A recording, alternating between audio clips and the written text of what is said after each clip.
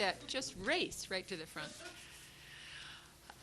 My name is Teresa Henry, and I'm the chair of the Montana Women's Lobby, one of the several groups that have supported the Montana Women's Vote Project.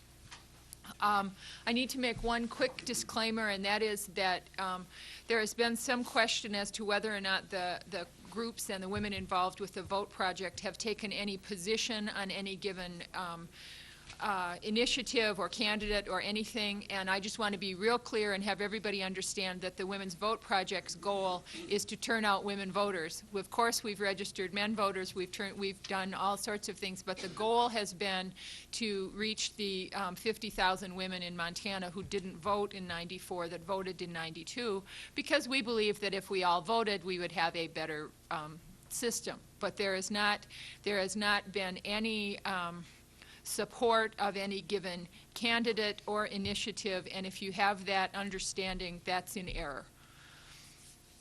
The other announcement I wanted to make is that this panel is being videotaped and will be shown on MCAT on October 30th.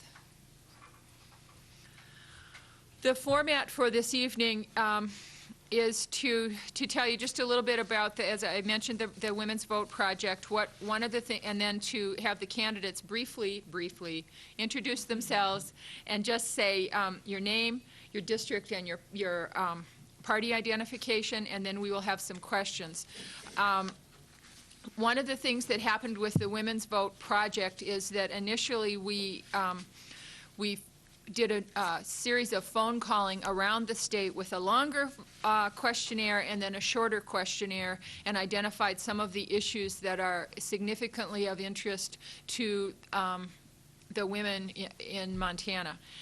Some of those have been related to, of course, education, violence, safety, access to health care, safety in their homes, education for their kids, all of those usual, every Montana citizen's issues.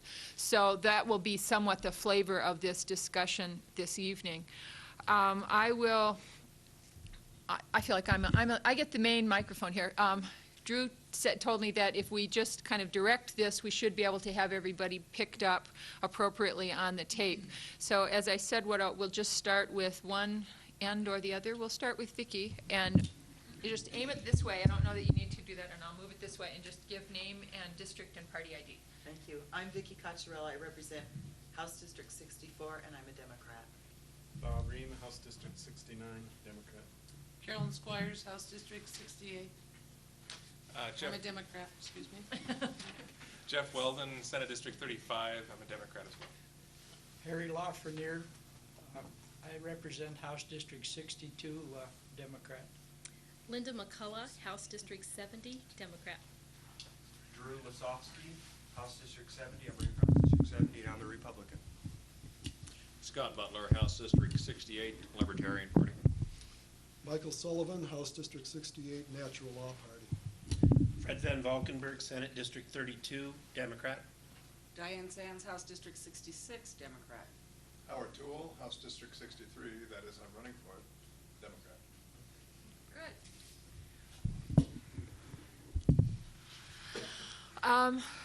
What we'd like to, we have, of course, hopefully a few planned questions from the audience, because we wanted to make sure that we had someone to help start this with. So I'll ask first to start with Bonnie Gestring. Hi, my name is Bonnie Gestring. I am a member of Women's Voices for the Earth, and I work for the Montana Environmental Information Center. Oh, excuse me. And I have a two-part question concerning the Clean Water Initiative. The Clean Water Initiative has significant relevance to the Missoula community, considering that the proposed huge cyanide heap leach gold mine is directly upstream from us. And so I'd like to know what your stand is on the Clean Water Initiative, and if elected, will you work to further strengthen our water quality laws? The good news is there's lots of people, so we need to have some semblance of limit to the answers. So if I don't have a particular order, but I would ask you to limit to a minute or 2 minutes to your responses. Okay. Clarify that you want a response from everybody then? Yeah, everybody that wants to respond to it. Sure, from down here. I don't know. He's spoke, so I was just, this is gonna be my job, it's gonna be moving the microphone here. Do you have a response? Oh, I thought he was talking. Okay, it's two, okay. Okay, I'm Howard Toole for House District 63. I support Initiative 122. I think it's time that, as we begin the new century, that we ask that the costs of mining operations be paid for, and that they do their job without leaving their track. It's time to have clean water for mining, and so I support it. Diane Sands, and I also support the Clean Water Initiative. I think whatever we need to do to ensure that the future of our country, all of our kids have clean water is important, and I'd do whatever I could to make sure that happened. I'm Fred Van Valkenburg, Senate District 32. I support Initiative 122, and I would work to strengthen Montana water quality laws to the extent that I'm convinced that there is a strong public commitment to that, and that the laws are in the best interests of everyone in the state. Michael Sullivan, House District 68, Natural Law Party. Water quality is essential. Jobs are important, but if we can't drink the water, if the fishery is destroyed, nothing else really matters. Environmental issues are probably the main thing that motivated me to run for the legislature, and I'll work very diligently on all environmental quality issues. Scott Butler, Libertarian Party 68, and I guess I'm going to be in the minority on this because I would oppose I-122. Not that I'm opposed to clean water. Everybody's in favor of clean water. But what we don't want this issue decided on is mere emotionalism. And to say that, well, yes, we're in favor of clean water might be overlooking some scientific data that probably has not been put forth fairly by both sides on this issue. So before we make a referendum that's going to impact certain communities within the state of Montana severely, and this is something that must be considered. Overall, in the state of Montana, this issue would probably not affect you and I one iota, but some of those communities that have mines that are dependent upon those mines for tax revenue are going to find some very severe cutbacks in their ability to fund schools and community services. So before we make a clearinghouse resolution like this, we need to be absolutely certain of what the real scientific data is on this issue. So at this time, I would oppose the enactment of I-122. Can I interrupt real quickly? Is it possible for the candidates just, if we're going to line, just to Sure. line it and go in front of Kim? My name is Drew Lasofsky, and I'm running for House District 70. One of the biggest issues in my campaign is the environment. I am an environmental science student at Salish Kootenai College in Pablo, Montana. Clean water is very important to everybody. I don't think that one industry should have sole right to our water, land, and air. I think that we have to protect jobs, and we have to look out for the future. If you can't drink the water, something's wrong, and I do support this environmental issue.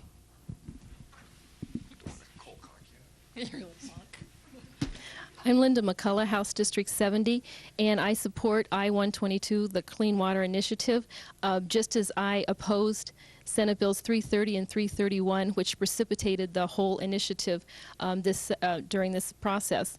And the reason that I got into politics to begin with is that I want to make sure, I'm an elementary school librarian, and it's very important to me to know that the kids that I teach right now will have a Montana in 20 years that they will appreciate and love just as much as I do right now. So I do support the Clean Water Initiative.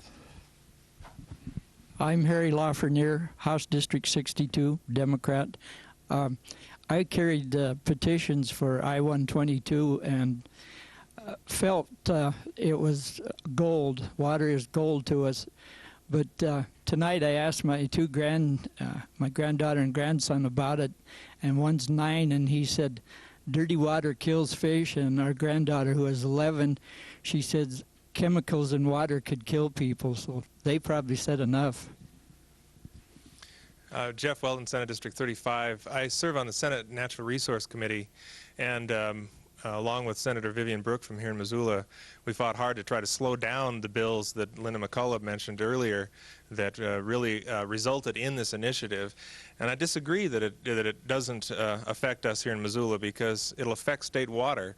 by allowing industry to use state waters to dilute pollution, it affects us because we all, as Montanans, own that water. And regardless of whether we live in a community that has a mine above it or whether or not we live downstream from it, it directly affects us. And we wouldn't have to be considering this initiative but for the industrial interest that came into the last legislative session and slammed through those bad water bills. So I'm strongly in support of the initiative and hope everyone here will vote for it. I'm Carolyn Squires, House District 68, and I support the initiative I-122. I believe that no matter what the mining industry says in regards to the fact that it will curtail their activities, if there is a product to be mined, they will come.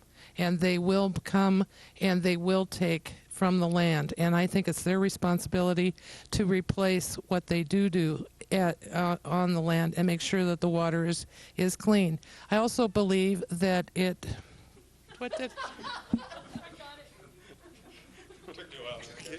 Go ahead. What they do on the land. Wait a minute.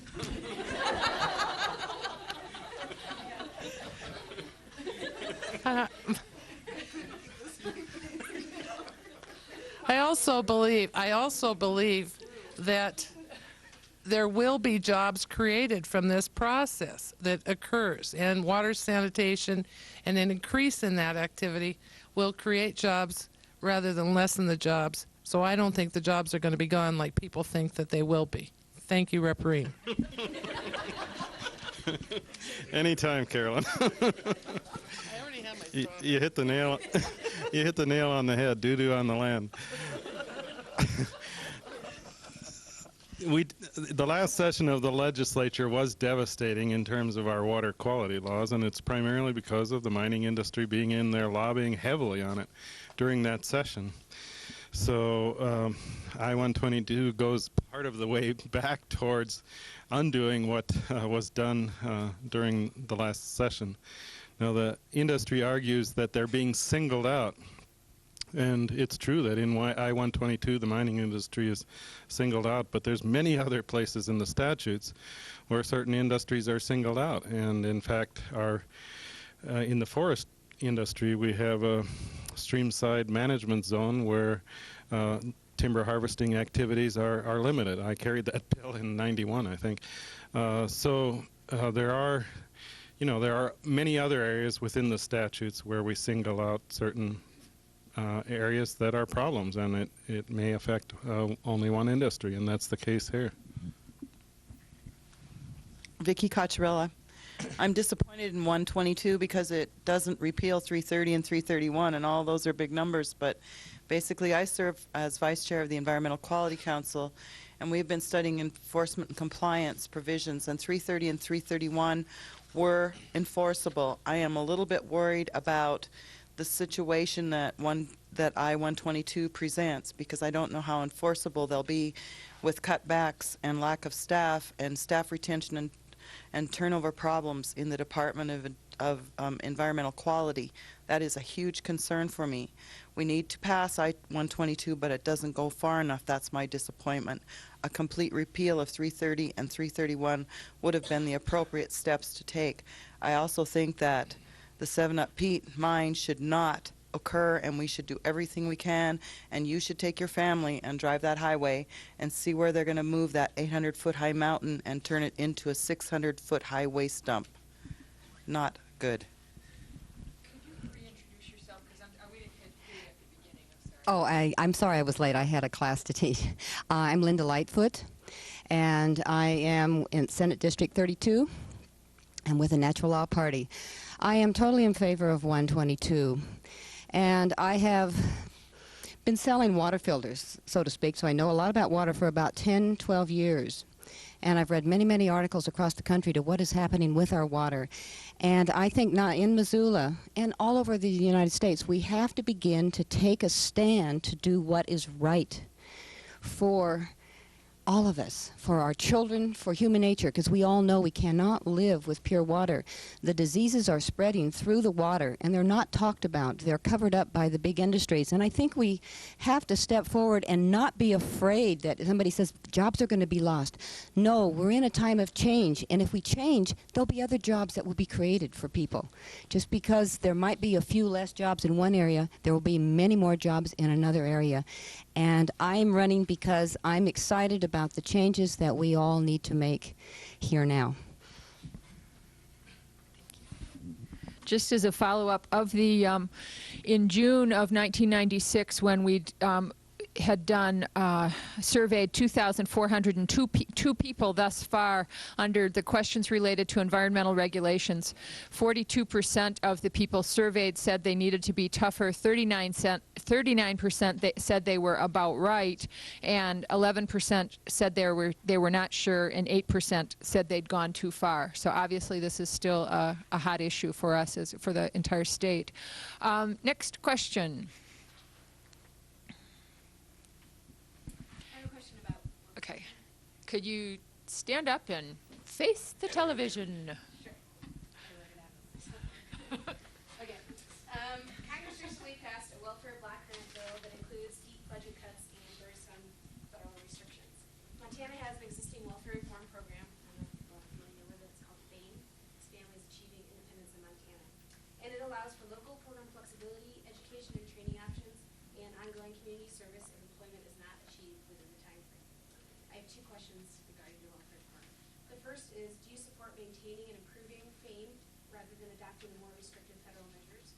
And two, do you support maintaining state spending on child and family services and benefits in order to continue meeting basic needs of low-income families and children and be able to access the additional federal funds such as federal contingency funding available in case of rescissions? Wow, and I get to go first. I was a single mom for 20 years and raised 4 children. So I had a baby, a 2-year-old, a 4-year-old, and a 6-year-old. And I support these programs because there's a lot of women out there today in that position. And you can get in a place in your life of being a single mom with children where you want to better yourself. You need education, but you need some help. Sometimes we get in a place in our life where we need the support, and I support these programs because what we're doing is we're improving the life of the mother and we're improving the life of the children. And by helping her and giving her the education and supporting her with the programs that you talked about, I totally support it, because we need to do more of this and not turn our backs on what is happening in that area today. The new FAME program has lots of places that mostly women and children fall through the cracks. It needs to be improved. It is not good reform. It does some positive things. It's not enough. I think that we will see many more homeless and starving children in the state of Montana. I don't support further restrictions. I think that we've learned in the Child and Family Committee during this interim that most people who are on welfare, which is mostly aid to families with dependent children, are only on there for a short time when they need it, as Linda said. So I think we really need to look at it. I think we also have to have those local options, which a lot of the very important women in this community fought to get, that weren't available for being able to pursue higher education, and I think those are the kinds of options that need to be there. Ditto, and I'm going to defer my time to Carolyn. She knows more about this issue than I do. I know more about doo-doo on the land.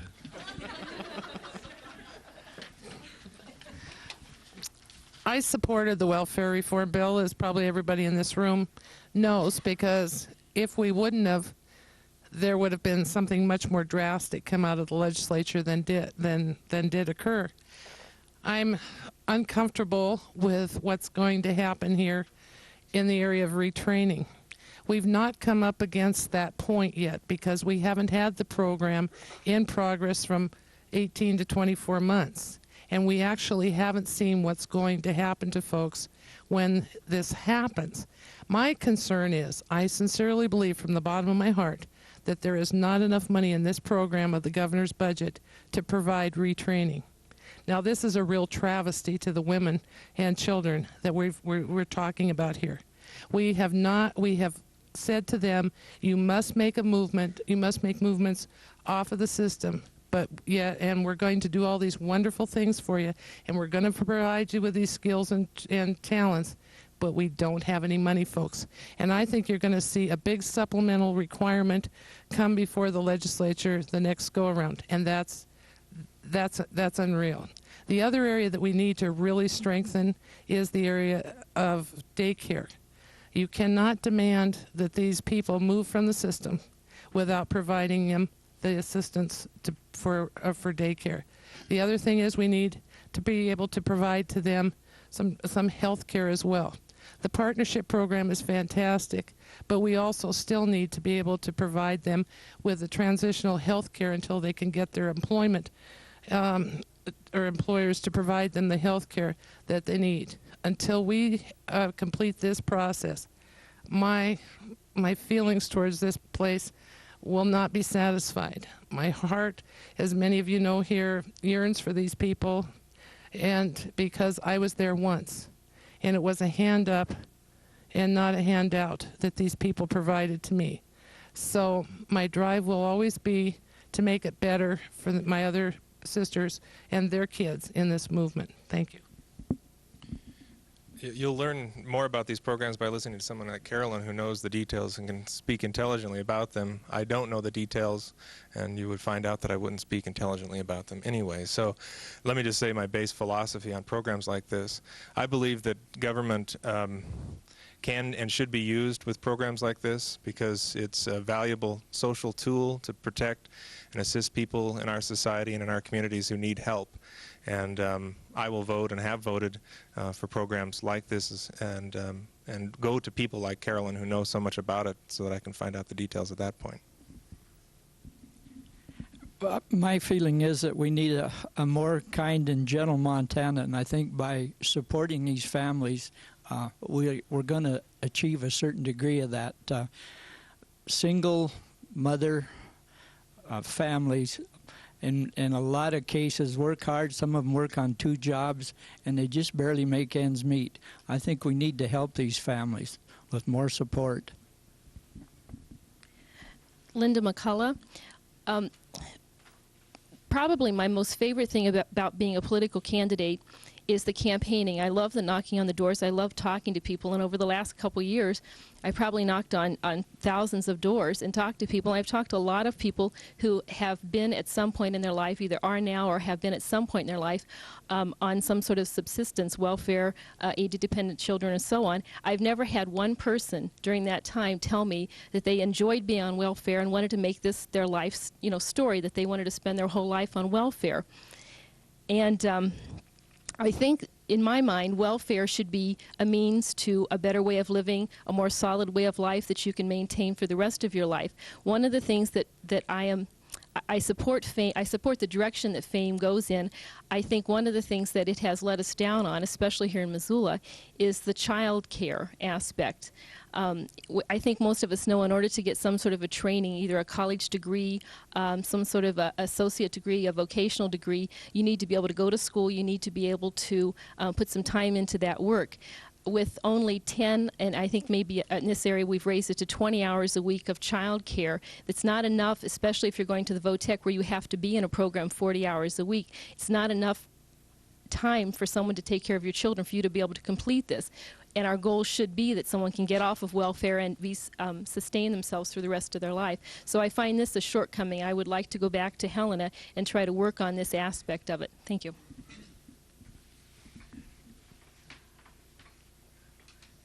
We're all going to get our exercise moving the microphone.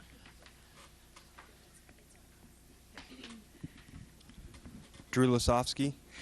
I know a lot of people on welfare, and just like Linda, I haven't heard one of them say that they enjoyed being on welfare and we're going to stay on welfare the rest of their life.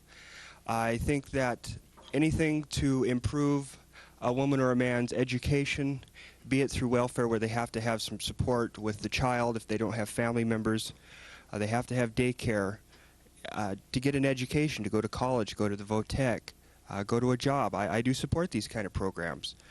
I think I think the welfare system is in good shape, and I'd like to go to Helena and to see what I can do to maybe help it. Do whatever's need to be done. If it has to have more money or more people have to step up to the plate and see what has to be, and I'd sure like to do that. And I'm like Jeff here, I don't know all the issues as Carolyn does, and she was one person that I'd sure like to work with on this issue because she is very, very informed on it. Thank you. See why the Republicans didn't show up, because I'm going to sound more and more like a Republican probably through the night, but that's all right. Just go ahead and badmouth Republicans, because I'm not a member of their party anyway. But actually, the Libertarian Party and I myself hold this view. The end result here we're all in agreement on. The end result is to have people working productively, self-supporting, and able to run their life as they best see fit. Well, I don't think that's done by increasing social dependency. And that's in essence what happens when we continue to increase welfarism. It's demeaning to the people on it. No matter what attempt we make to rectify it, it still increases simply dependency upon the state and doesn't allow that person to fully mature. The best thing that we can do for anybody is to have a marketplace or a job market that has plenty of opportunity. And the best way to do that is simply less and less taxes and less government interference in the marketplace. As an example of this, back in New England in the 80s, when New England was booming, there were job signs all over the place, even to work at McDonald's for $6.50 to $7.50 an hour. And if you couldn't afford transportation there, they would come and pick you up and take you home. They were not doing that because they were being kind-hearted or gentler and kinder. They were doing that because the market was so vibrant, there was a labor shortage, and people didn't need to work at those jobs. They could make considerably more working at other jobs. That's what enables people to get off of welfare, is to have some place where they can go to work.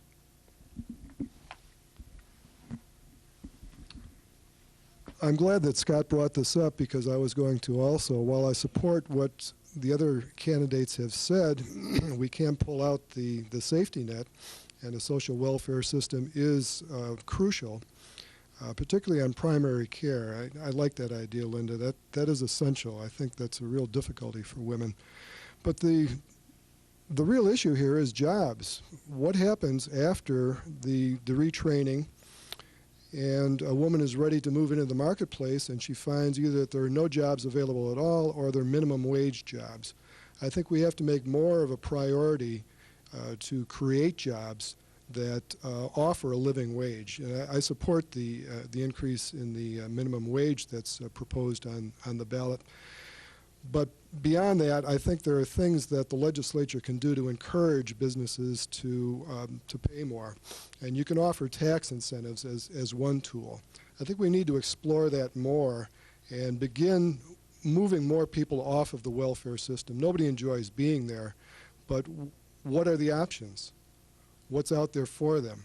We really need to put more energy into that. Michael Sullivan. I'm Fred Van Valkenburg. I agree with virtually everything that was said until Scott got the microphone. And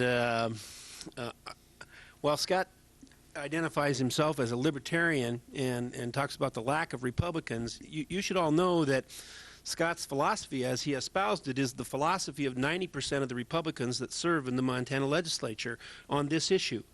And they have a very significant majority in both houses of the legislature. So it's good that Scott was here to let you hear that. A lot of times Missoulians don't get the opportunity to hear what most Montana Republicans believe and what we deal with in the legislature all the time, because we don't have that many of that kind of Republicans in Missoula. FAME is a Republican program. It's something that Governor Roscoe put together, but he didn't do it just on his own. He did it, I think, properly by going out and involving lots of people in the state of Montana, people who are directly involved in these programs. And as a result, they have some ownership in FAME now, and they have a strong commitment to it, but so does the governor, and as does his party. And I think that the real thing that we have to do in this legislature and in the future is to hold them to the commitments that they've made, that they're going to invest in daycare, that they're going to invest in training, in education, and the like. And to the extent that they're unwilling to do that, we have to say, you're breaking your word, because we have a welfare program now that is designed for Montana, and that is better than a welfare program that is designed for the United States of America. Montana has its unique characteristics, and when we've been able to design a program, maybe it's not perfect, but nothing is, and we need to build on what we've got there. Finally, let me take off on what Bob Ream had to say here about his lack of knowledge about this thing. One of the things Ream knows a lot about is taxes, and what we can't do is to give away all of our tax money instead of investing that in daycare or in training and the like. And when we hand out tax relief, instead of investing it in something that will make people's lives better, we're wasting our resources in the state of Montana. I'm Diane Sands, and instead of going through all the same issues again, I'll say that, I think FAME is much better than the federal program and is one that we should definitely work to make sure that it does work for Montanans. I spent a lot of years helping design and run job programs for people who are on public assistance, and it's an area I care a great deal about. Let me talk about just two areas of FAME that I think we're going to have to work with in this particular session. One is the fact that at the federal level, the cuts that have come down to food programs, we're going to have to do something about that at the state level in terms of putting enough money in there to ensure that everyone in the state of Montana has access to enough food. Already we have an outrageous percentage of Missoulians who go to the food bank every month for food because they don't have an adequate income, even if many of them are working. These are the working poor. We have to ensure that those food programs are available to everyone in Montana. The other thing is assistance for children in terms of health care. I have worked in the legislature a number of years trying to get, say, expansion of Medicaid for children, say up to the 200% of the poverty rate, because there are a lot of kids right now that are falling through the cracks. They don't have adequate health care. I think the cheapest way to do it and the most reasonable way to it would be to expand Medicaid and pick up those kids. But we continue to say we don't have the money to do it, and I think that's a choice. When we're turning money back to the federal government and we're not spending the tax money that we collect from people to feed and take care of kids, then we're not doing the right thing by our citizens. And I guess the last thing I want to say there is I've already gone over and drafted a bill to mandate that the state exempt from the FAME time limit requirements two categories of people. One are women who are victims of domestic violence, and the other are the homeless. These are both provisions, one of them from the Federal Violence Against Women Act, that the state in its regulations chose not to adopt in this last session. And people, as they're coming out, if you can't be ensured that you're going to have access to some kind of public assistance, a lot of women in violent situations are not going to leave those situations. And I think that's just critical to ensure that women have that choice. Howard Toole, House District 63. I just want to reiterate what Carolyn and Fred said about the time frame when FAME and the other programs, for that matter, around the country take effect. The Republicans, it seems to me, had an idea that they wanted, after a limited period of time, to terminate the right to welfare. And I think that the challenge of FAME is to have a humane system with sufficient funding so that the education that has been talked about actually occurs, so that the health care that employers are going to be asked to provide, which many of them don't now do, will be available, so that there really will be the programs. I know that in an area like workers' compensation, the transition doesn't even exist.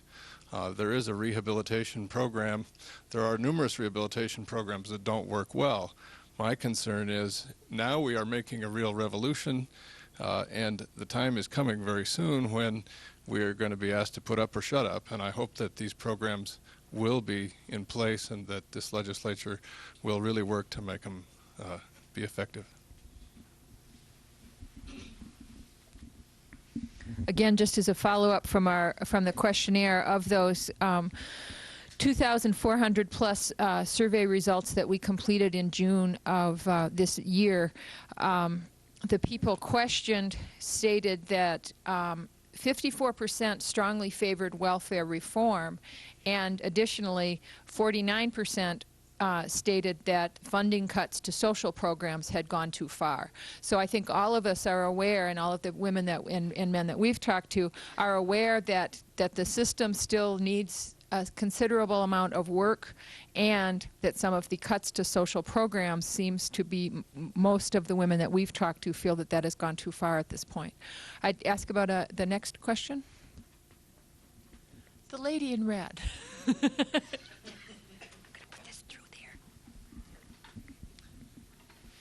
No, I want to put it through there. Don't you do want to put it through there? Well, I wanted to have more mileage on the. We can do that. Okay. Here. Just do that. Sorry. There we go. And delirious tricks. We'll I start know, and after. then we'll start roping people. Hi, I'm Deborah Franson, and I have a three-part question. But if you in the middle forget, I'll clue you again as to what they are, because it really isn't fair to say that. All right. As a candidate, do you consider yourself to be pro-choice or pro-life? Do you believe that the legislature should pass legislation that limits a woman's access to abortion? And finally, do you support or oppose parental notification legislation that mandates that a minor's parent be notified of his or her daughter's abortion? Howard, take it away.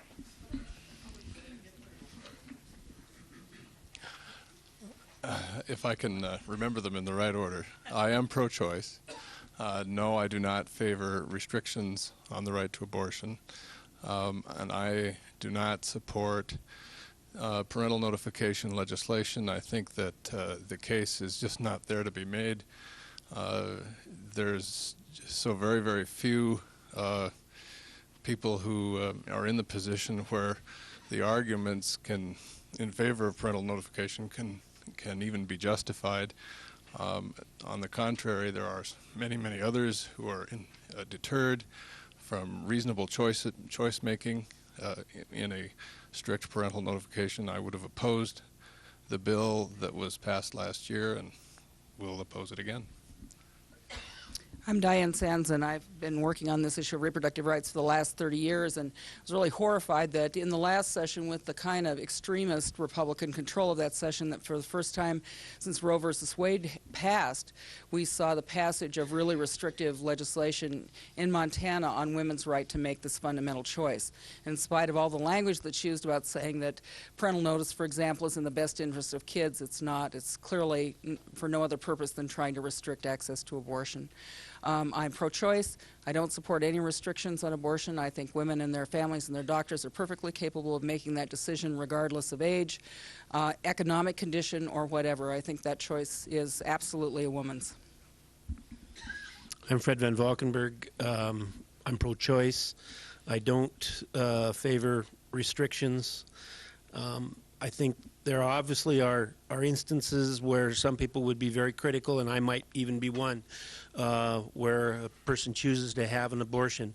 But I think that we never know what's going on in that particular individual circumstance, and we should leave that decision to that particular person, because I think that people on the whole are very moral and are very committed to making the right decision under the circumstances. I think that that's even true with respect to young women, because I think that they understand the gravity of the situation and generally are very much surrounded by people who are willing to work with them and to deal with the particular difficulties of a teenage pregnancy. So I don't think that situations where it may well be that an abusive home or a potentially explosive situation with parents should cause the government to get involved, saying that parental notification has to be provided. It's always a difficult choice, but it's one that I think is best left to the individual involved and to their medical and moral counselors. This may sound like equivocation, but I'm both pro-choice and pro-life. I understand the position of the pro-life folks, but I think that government needs to stay out of this particular issue. A woman's reproductive function is her own choice to make. I don't think that government plays a role in limiting this whatsoever, and I would oppose any attempts to limit a woman's ability to get an abortion. But at the same time, I really think it's important that more be done in the area of education to prevent unwanted pregnancies in the first place. Because no matter what, this is a traumatic thing for a woman to go through. And if this can be avoided in the first place, I think that makes much more sense. And I don't support the idea of parental notification. An 18-year-old woman, I think, is mature enough to make that choice on her own, and there are situations where there's an abusive family where that choice might not be supported by the parents. I'm Scott Butler. Well, after Fred hears my views on this, he might not accuse me of being a closet Republican again. He might simply believe that I speak for the politics of reason, and we might agree on many issues. Actually, the Libertarian Party and I myself am pro-choice, and as he has said, also pro-life. That's really a personal decision, and at this time, it is such a controversial decision among so many that the legislature really has no right trying to implement law one way or the other on this. It has to, at some point, be an opinion that each individual person accepts, and they'll make their own personal choice on that. As far as parental notification, again, I can't agree with the state getting involved in that. I think if that family is so weak that a daughter is afraid to go to her parents over such a personal issue as that, then probably the weakness is within the family and not within the state system. And so they probably should address a more personal issue there. But Drew Lasofsky. I think abortion should be a choice, but it's not always the right choice, and I truly believe that deep down in my heart. On the case with parental notification of an abortion, I think that if a young woman under the age of 18 or a young man under the age of 18 is living in the home, the parents are supporting that child, giving it food, clothing, and a place to live, I think the parents have a right to know that their future grandchild might be aborted. And I know my parents would, and I hope that all parents would. Thank you.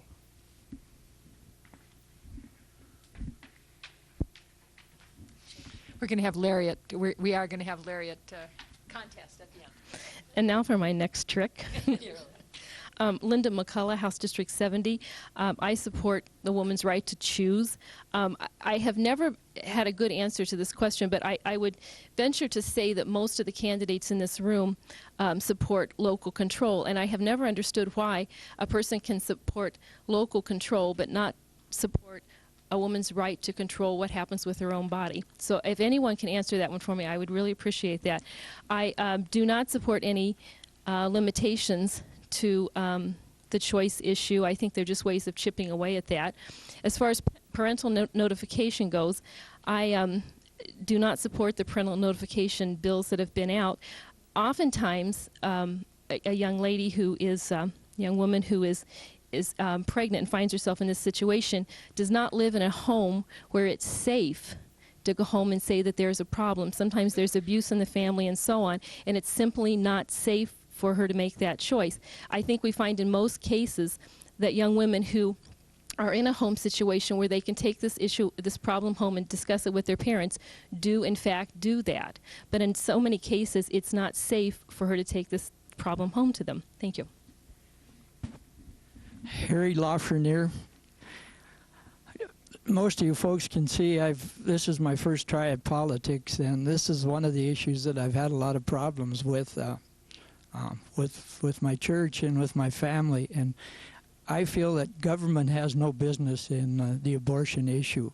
And one of the things early on in the campaign, I come out and said I favored parental notification. And I think I need to modify that.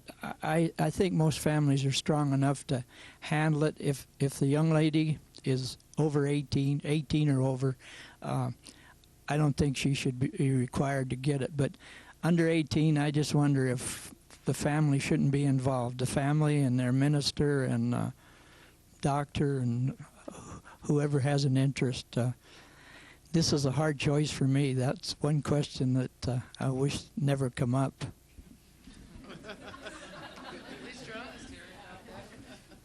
Jeff Weldon, Senate District 35. It is a tough issue. I'm pro-choice. I voted that way for 4 years. I voted against parental notification in the last session, and nothing has changed my mind to make me vote any differently. And I do not support any restrictions to access to abortion. Finally, on the parental notification, I think if a family is strong, parental notification will happen, but we certainly don't need government to use its power to require a young lady who for whatever reason, under whatever circumstances, don't believe that she can share it with her family or friends.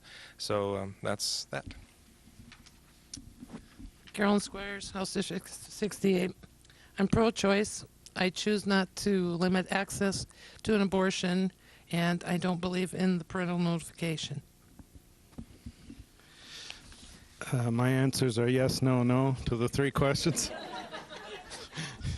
And I understand Harry's concern as a new candidate. I remember the first time I ran, going door to door and talking to people about this difficult issue. But over the years, it's become almost a holy war. And to me, it is a religious issue. It's a deeply spiritual one. And it's a place where church and state should be totally separated. And I think this country was based on religious freedom, and that's one place we need to stay out of it. Vicky Cocciarella, pro-choice, no limit to access, and no on parental notice. And I just wanted to mention to those of you who've answered this question, they all happen to have been male, and said when a person has to decide, it's only a woman who has to make this decision. Linda Lightfoot. Thank you, Vicki. I agree wholeheartedly. I'm pro-choice, and I don't think I need to say more. I feel very, very strongly about this issue, that each woman has her right to make her own choice.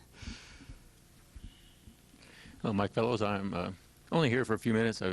Work has backed up. I'm the Libertarian candidate in House District 67, and we are pro-choice on everything.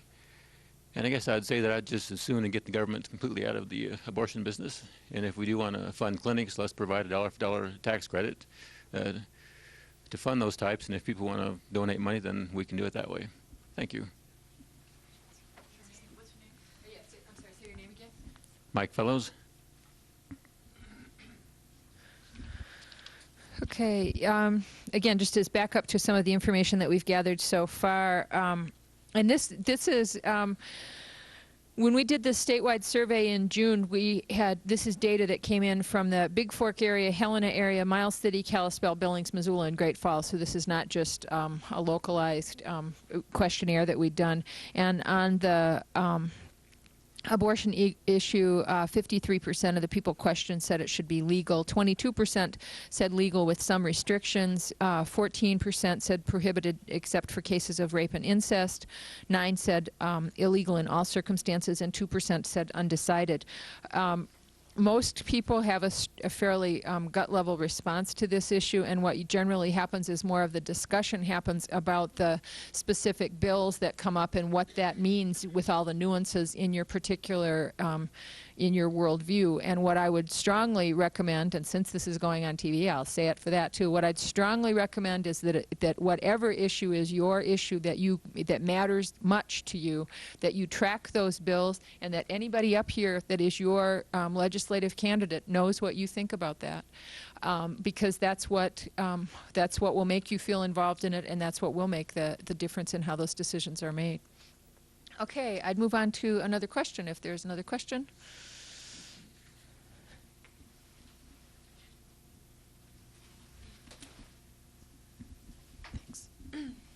I'm Cindy Weiss, and I'm with the YWCA. And I have a question for the candidates.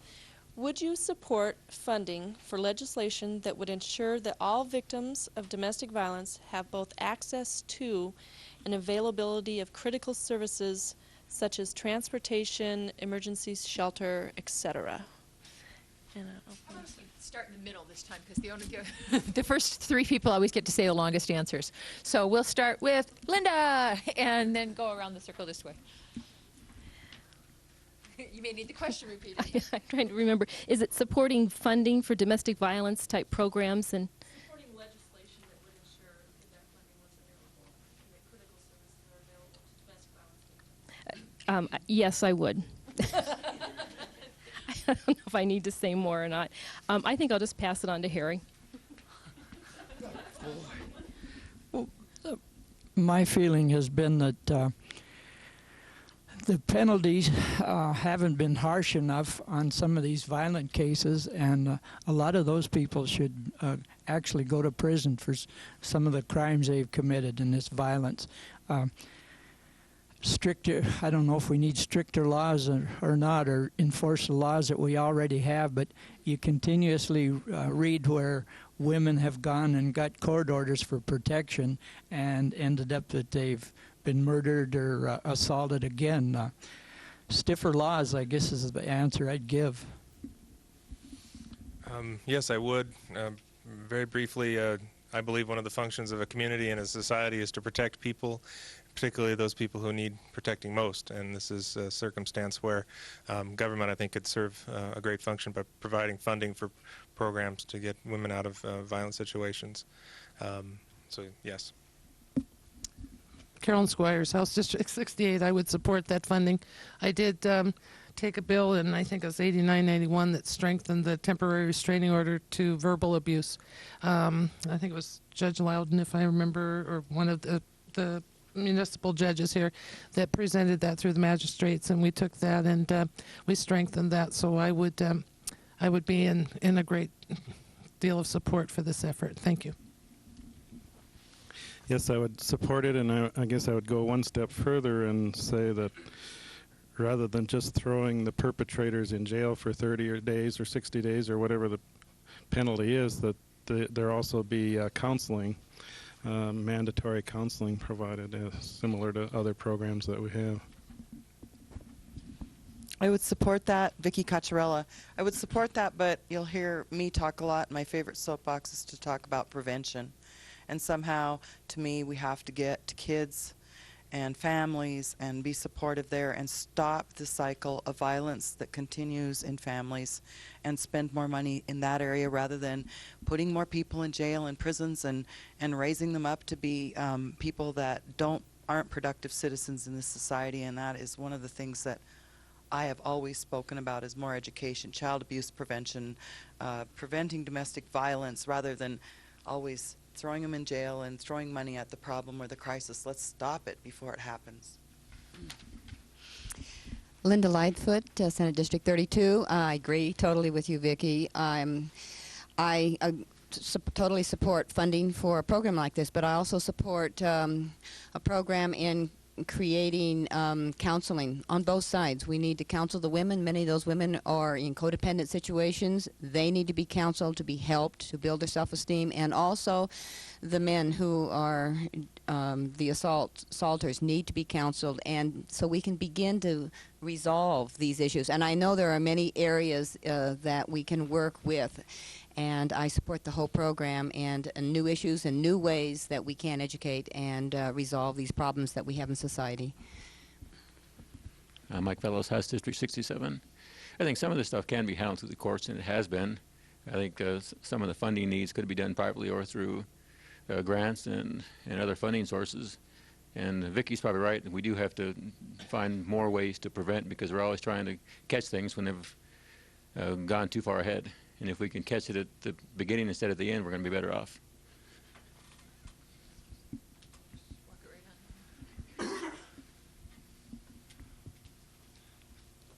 I think there's been quite a infrastructure. Howard Toole, House District 63 candidate. I think there's been quite a lot of change and growth in this area since I started practicing law. When I prosecuted in the City Hall back in the late 70s, domestic cases were simply matters of convicting a person and either jailing them or releasing them. There were no services. There were just the prosecutions.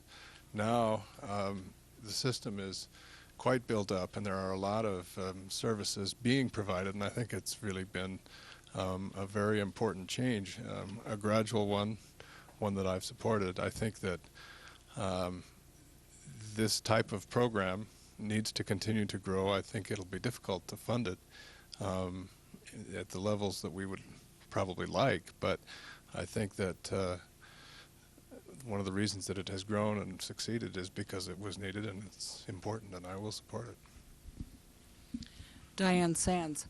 I think in general, I mean, one of the questions that gets raised, I think you raised it, Harry, is whether the laws are actually strong enough in terms of punishment and those kinds of things. And over the 10 years or so that I work with the Women's Lobby, the different bills that were brought to the legislature that almost all have passed have really strengthened the laws, I think, pretty well. There's some minor problems there, but basically the laws are pretty good in place, and law enforcement takes this issue a lot more seriously than it did, say, 10 or 15 years ago. But the issue really has to go back to prevention, because the way this issue interacts with the issues of welfare, the numbers of people that go on public assistance because they're coming out of violent situations, the impact on children who are in violent homes, in terms of both it's a high predictor of juvenile delinquency among boys, it's a high predictor of teenage pregnancy among girls. There are so many benefits to getting ahead of this game and putting money into prevention, whether it's reducing the cost of prisons or reducing the cost of public assistance and just preventing untold human misery. This is the leading cause of death for women is in terms of murder, is to be murdered by your spouse. I think this is an issue where the funding source has actually been not strong enough. It's sort of floated back and forth between earmarked funds and general fund support, and I think we need to get more serious about that. And right now I think the biggest source of funds isn't state money, it's federal money through the Violence Against Women Act, and I think the state needs to look at making a more serious financial commitment to this issue. One of the things that I would need to know before I could really answer the question that you have asked is how much you're seeking. What is the source of revenue, and what kind of a program do you have in mind in terms of making sure that it works, that there is some real accountability as to how the money will be spent? Those are the issues that everyone who asks for money has to bring to the legislature when they want to get money from the legislature. If this means taking money away from other programs in order to fund it, I would be hesitant, because I think that most of what state government does in Montana is necessary and important. This goes back somewhat to my comments about giving money away in tax relief. If the legislature is unwilling to even spend the money that its citizens are already paying in its taxes, it becomes very difficult to fund new programs.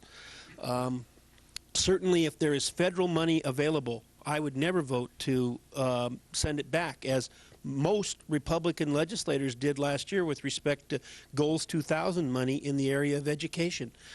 And they have, it's not because they were opposed to education, they have a philosophy that it's wrong to take money from the federal government. That's our money too. It's not money that was paid in by New Yorkers or Californians. Montanans have paid in that money. And if it's available to deal with the issue of domestic violence, we ought to put it to use. With all of those caveats, yes, I would support funding, but it's got to be on a basis that there's really going to be some return for the money that we invest in that. We can't just throw money at problems. That may feel good at the time we're throwing the money out there, but it doesn't really sell people down the road when you have to come back in the next legislative session and the next one after that to keep a program going. I have some experience with women who have been in an abusive home situation, and they definitely need to be protected. That's essential. But this is a perfect example of crisis management, which is what government has been doing for far too long, coming at it the wrong way. I think what we really need to do, certainly counseling is important. We really have to look at prevention. We have to look at the root causes for this sort of abuse in the first place. Much of it is drug and alcohol related. We have to address the root cause of drug and alcohol abuse in our society. And much of it is the result of stress, stress on the job, stress from various sources. And this is not being addressed. And it's one of the things that makes the Natural Law Party different, in case you've been wondering what it is that makes the Natural Law Party different. One of the things we advocate is meditation.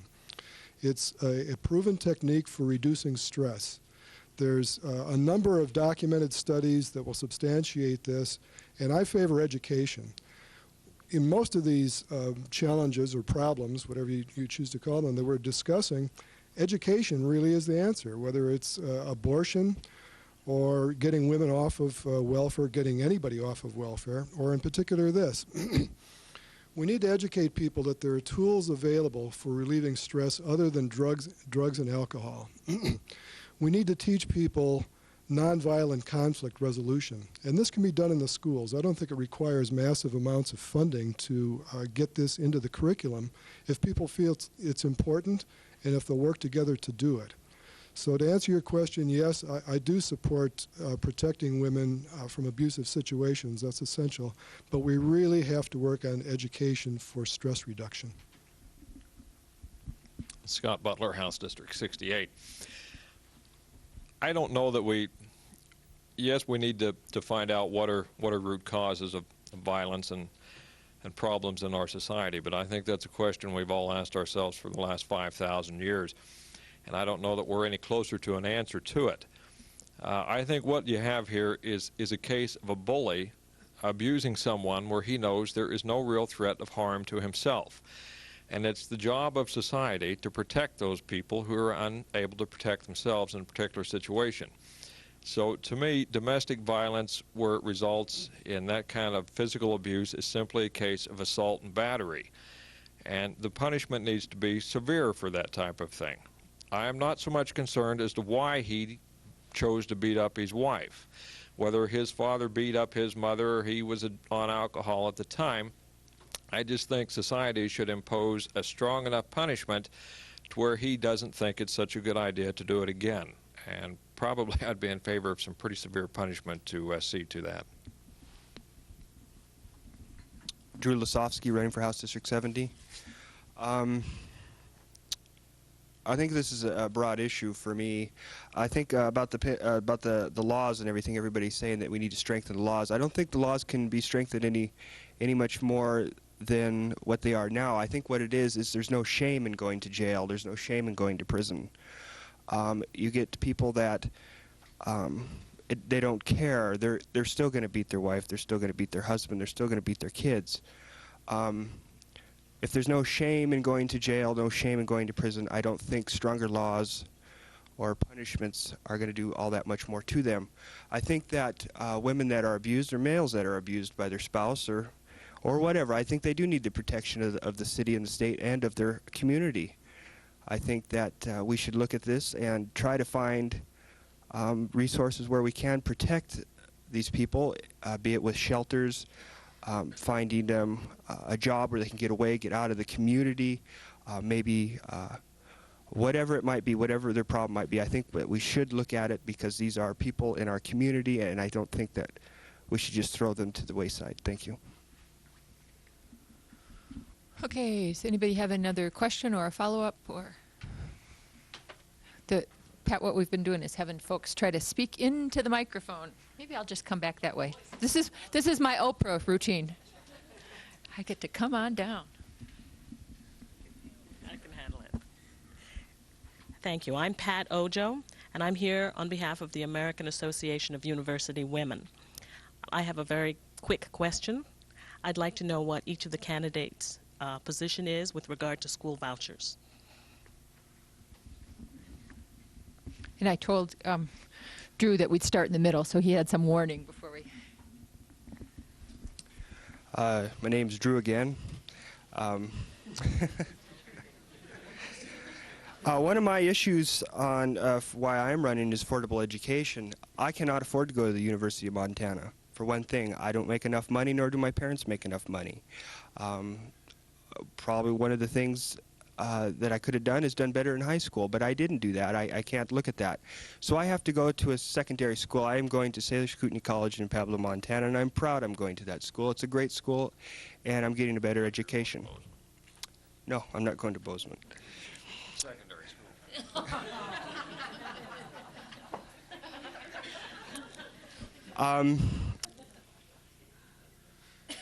I think that we have to have affordable education for all students.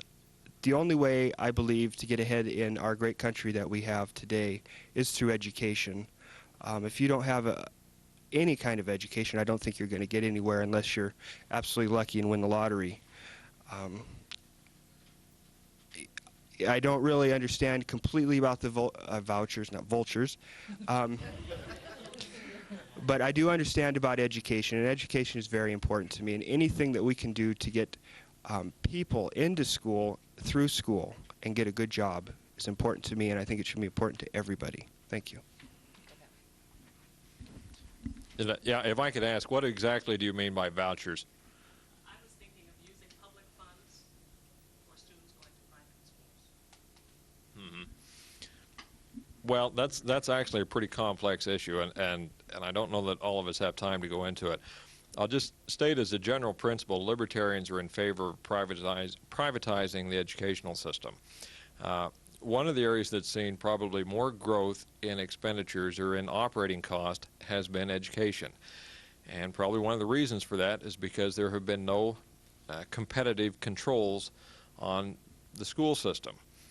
So again, we're all looking for the end result here, and that is an education system that produces well-educated students, obviously. But my point is that we need to look at ways to privatize that system and bring it into a competitive marketplace where there is some standards that need to be upheld to, and parents can then have a choice based upon some concrete standards of what that school has been able to achieve for its students. Michael Sullivan, House District 68. The standards are essential for the success of a voucher system. The Natural Law Party, in its education plank of the platform, strongly supports the voucher system. And one transitional way to get into that would be the establishment of charter schools, which is a growing trend nationwide, and it's something we would really like to promote in Montana. And essentially a charter school is a model school in which innovative programs can be employed, and it's done cooperatively between the school board, the teachers, the parents. They create the type of a school that they would like to see. I think the time has arrived where we really need to look at alternatives in education and be innovative and be creative. The voucher system is one good way to do that. I think a lot of the details have to be worked out so that these minimum standards are met, and there's some consensus on what those standards are. If the sole purpose of a private school, for example, is just training in theology, a particular religious denomination, I'm not so sure that that should be supported by a voucher system. It has to be a well-rounded, broad education. I got my basic education in the private parochial school system. My parents invested in that because they thought it was important for our family's well-being for whatever reason. Go there and get smacked around with rulers and things like that. It was a good education. I don't have any fault with the education that I got, but my parents never thought that they should have their taxes reduced at all. And most people who send their kids to private schools don't believe that. I think it violates the Montana Constitution to have a voucher system to essentially fund private schools. And I would oppose it. I don't think it's a good idea. I think it in the end could be very destructive to a very good public school system that we have in the state of Montana. I strongly believe that we ought to have private schools. We shouldn't have governmental interference with respect to those private schools other than to just make sure that we're getting some accreditation standards satisfied. But a voucher system would be a mistake. It would be a an inappropriate use of taxpayer dollars? I'm a product of the public school system. My parents and my sisters are all public school teachers. And I do think there are lots of wonderful things about private schools. However, I do think that if you look at the history of America in the early 19th century, schools were predominantly in the hands of people who had the money in order to be able to educate their own children, or in the hands of the churches. And it really wasn't until we had a public education system that all people were guaranteed access to education.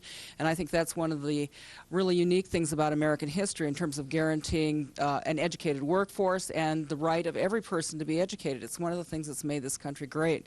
And I'm really committed to public education and seeing that public funds stay in public education. I wish Fred could have been with me on the doors a couple of weeks ago when I spoke to a young man who's sending one child to a parochial school here in town and has two others that he wants to send in the next couple of years. It's a really difficult thing for him to do it. He's a small business contractor, and he is just desperate to send his kids to this school, and certainly was conditioning his support for me based upon whether or not I could support the vouchers. And what I told him was that I didn't think I would support it this year. But I see school choice as an issue that in society is growing stronger. There's more people talking to me at the doors of my district, or the district I hope to represent, than in previous years when I walked through. It may go away. I doubt it, though. I spoke to him about people who have gone to the Roman Catholic schools many years in Missoula, and this was a young man who simply didn't think that his economic circumstances would make it possible for him to send his kids to those kinds of schools. He just didn't have the money.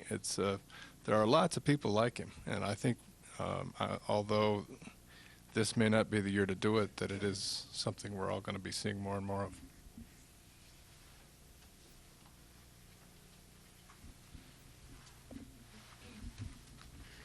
Mike Fellows, House District 67.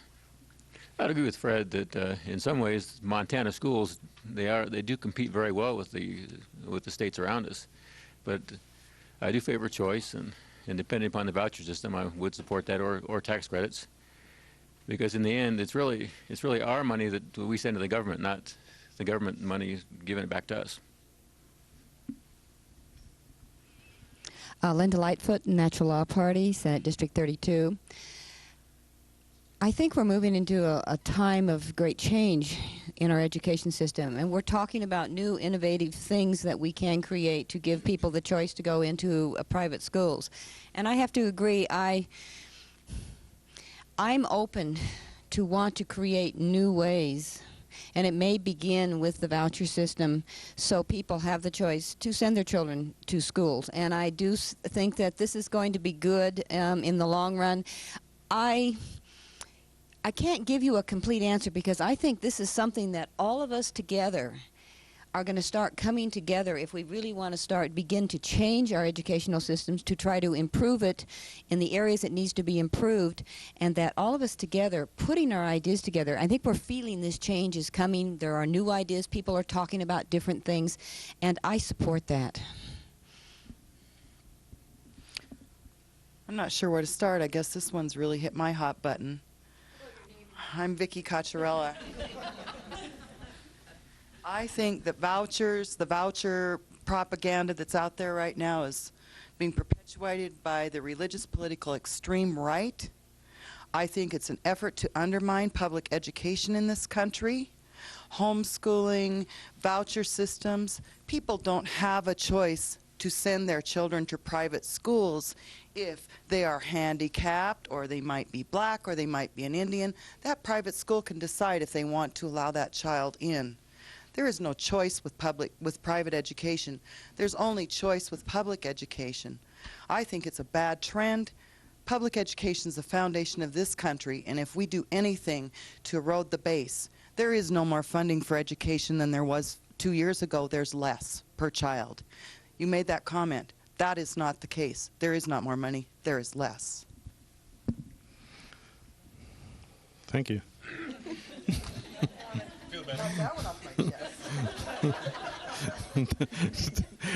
That way I don't have to.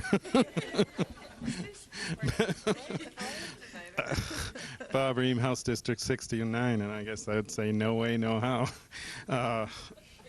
I think it's the first step towards degrading the quality of our public education system, which is a good system.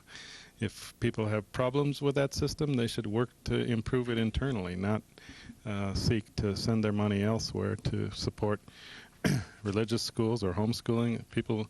I don't have any problem with people having that choice to send their kids to other systems, but not with public money. Carolyn Squires, House District 68.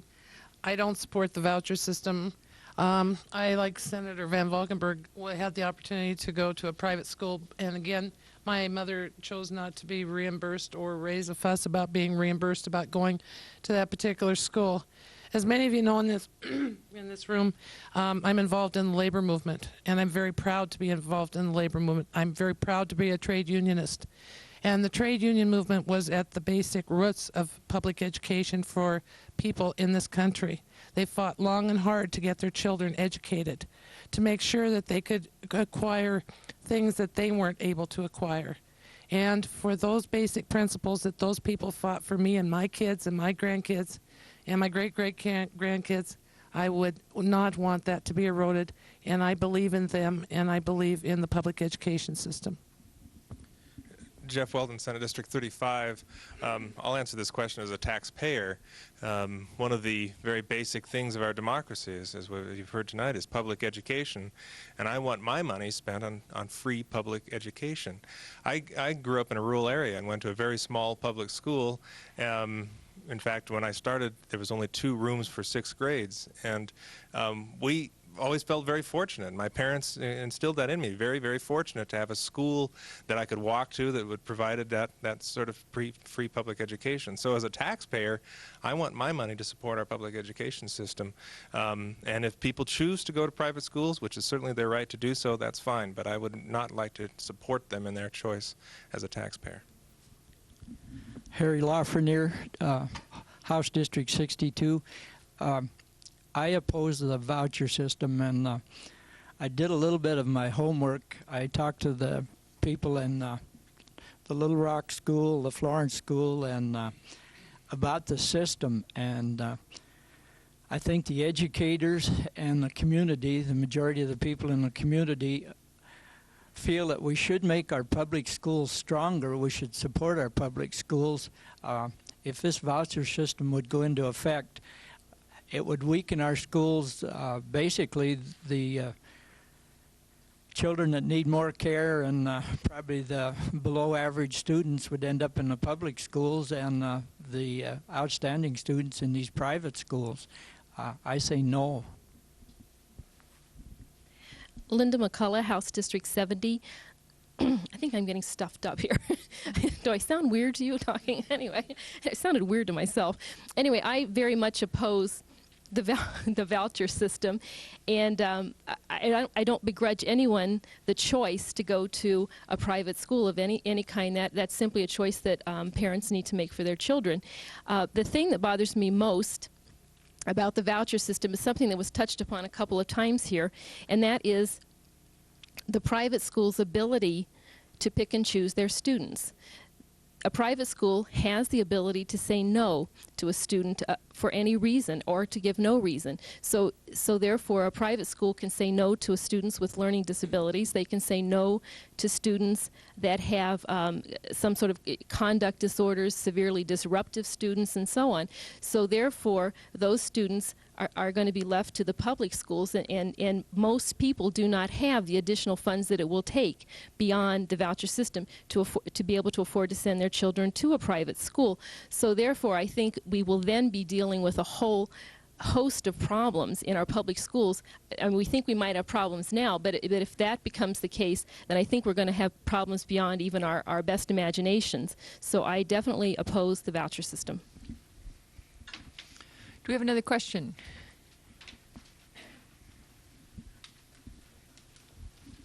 I didn't dress for the camera tonight, but I'm Dana Singer, and my question is, do you support or oppose the increase in the minimum wage?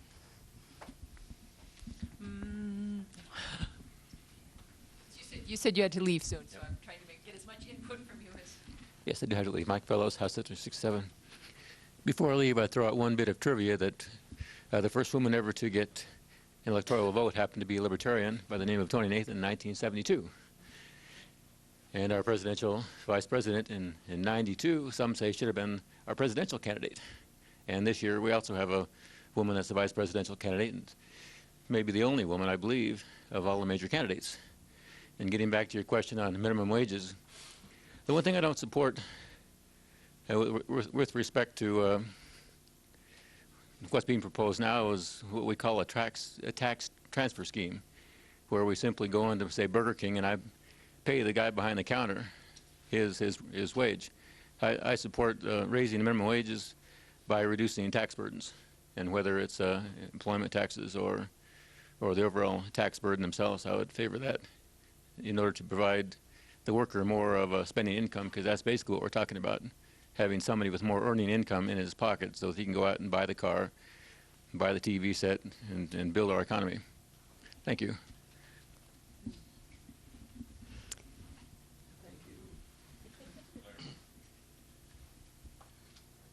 Linda Lightfoot, yes, I definitely support raising the minimum wage. I see the cost of living has gone up quite a bit, and we're seeing that it is just not meeting the needs of people within society at the rate that is now set at.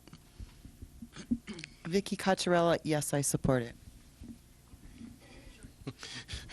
Yes, I support it. And I think I want to make a few comments here because there's, to me, has been a disturbing trend in this country over the last 10 or 15 years of the separation between the rich getting richer and richer and the poor getting poorer and poorer.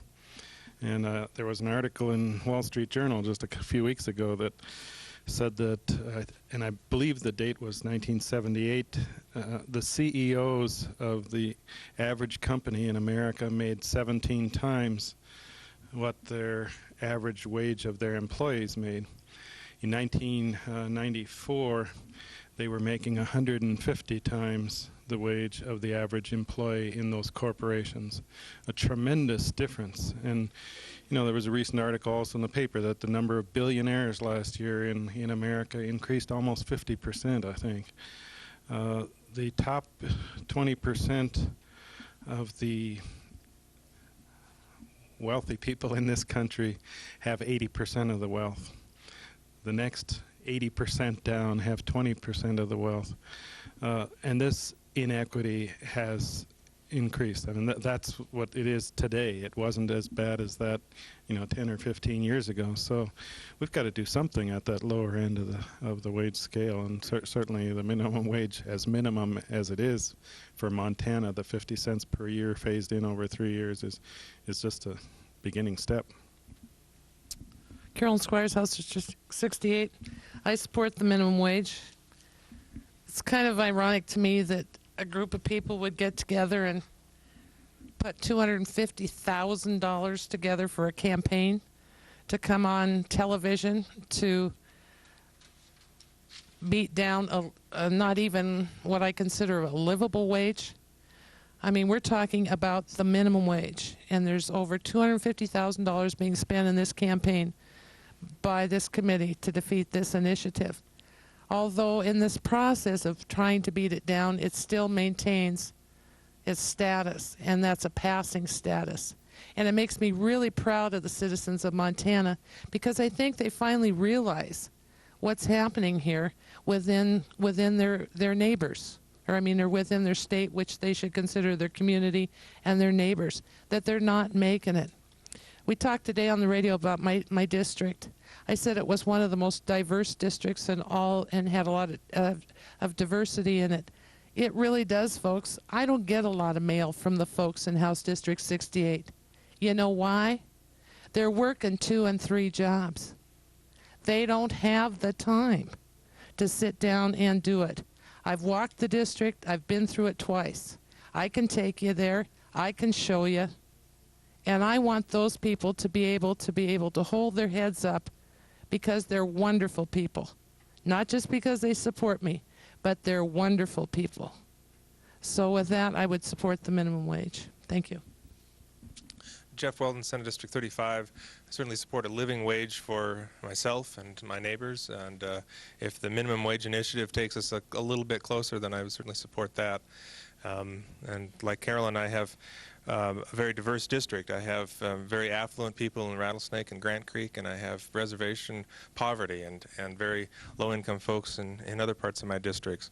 And when I talk to people about the minimum wage campaign in some of my districts, they shrug their shoulders and say, yeah, that would help, but you know, it still isn't going to help us pay the rent, and it's still not going to let us have anything fewer than 2 jobs apiece. So it's a small step, and it's the very least we can do. Harry Lafreniere, House District 62. I support the increase in the minimum wage, and one of the arguments in opposition to it was that a lot of small businesses would go bankrupt or go out of business. In the past, this hasn't proven out. That's not correct. In most businesses, actually, business is increased by this increase in the minimum wage. Linda McCullough, House District 70, and I support the increase in the minimum wage. A parallel to this occurred to me a couple nights ago as I was watching television. For the past almost 20 years, I've been complaining to my husband that we never got to see the miniseries Roots because we didn't have a television back then, and we lived in eastern Montana, and even if we'd had a television, it wouldn't have been hooked up to anything because there wasn't anything back there.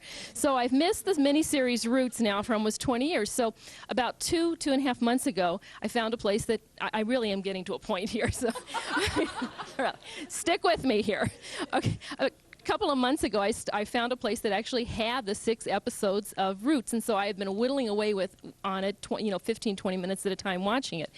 And near the end of the miniseries, which was, the end of the Civil War, and the abolishment of slavery. And it was interesting in that businesses, plantation owners, and so on in the South were just sure that the abolishment of slavery would end everything we know in our country. It would be the ruination of all businesses and everything. Well, it didn't happen. And just as with the minimum wage, we've had the minimum wage for a number of years now, and it has not been the ruination of our country. Giving folks a couple more dollars an hour so that they can help. They're not going to live a good life on $6 an hour or whatever, but it's going to help someone. And I think, as Jeff Weldon said, it's the very least we can do.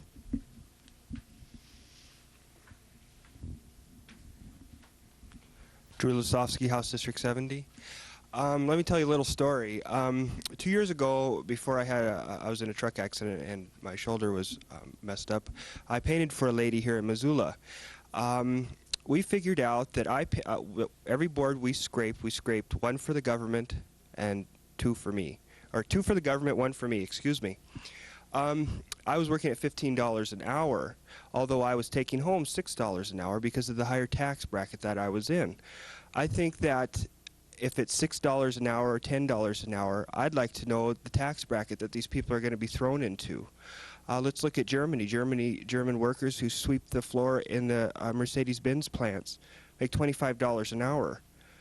The company decided we can't pay that kind of a wage, and they came to the United States and now are building plants in Georgia. I don't think that the increase in the minimum wage is going to create jobs. I think it's going to cut jobs. I know a young man who works at a fast food restaurant in town. When the minimum wage went up, he went from 20 hours to 10 hours because the business came down and they said, we have this amount of money that we can pay you, and this is how much hours you're going to have to work, and you're going to have to do 20 hours of work and 10 hours of work. Now, that's not to say that I don't support a minimum wage, because I do. I just think there's a lot of things attached to it, such as how much more taxes are going to be taken out of this, and where's it all going to go? So, my name's Drew Lasovsky. Scott Butler. Well, here's where Fred looks at me and thinks to himself, aha, I knew all along that guy was really a Republican. The minimum wage issue is really just emotional penicillin for people. And here's an example of that. There's an organization based out of California, and its acronym is ACORN. And I, for the life of me, can't remember exactly what ACORN stands for. But what they do is they go around throughout the western states and try to promote increases in minimum wage. So they're actually a political activist organization. Yet that particular organization just petitioned the state of California for an exemption, so that they did not have to pay California's minimum wage to their employees. And their reasoning was, if we have to pay the minimum wage, we won't be able to hire as many people to go out and promote our cause. Well, hallelujah, folks. Ain't that the answer? If business can't afford to hire you, there's no opportunity out there. Wages are based simply upon supply and demand. Again, as I stated, back in the early 80s, when production was going crazy back in New England, they were paying people $6.50 to $7 an hour, plus transportation to and from home to work at McDonald's. And again, it wasn't because they were kind and gentle. There was simply a shortage of labor, and that drove up wages.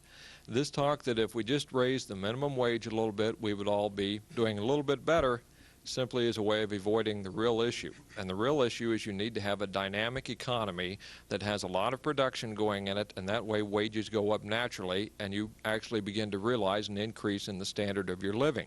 If they're brought up artificially, all other prices just go right up along with them. And I agree with my associate here, is that what's the tax rate that we're all going into? A real issue might be what level of taxation are we all paying?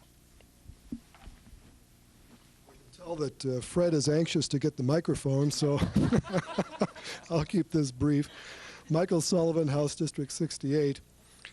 As I mentioned earlier, I do support the increase in the minimum age, but I do so reluctantly. It's unfortunate that law is necessary to force people to do the right thing.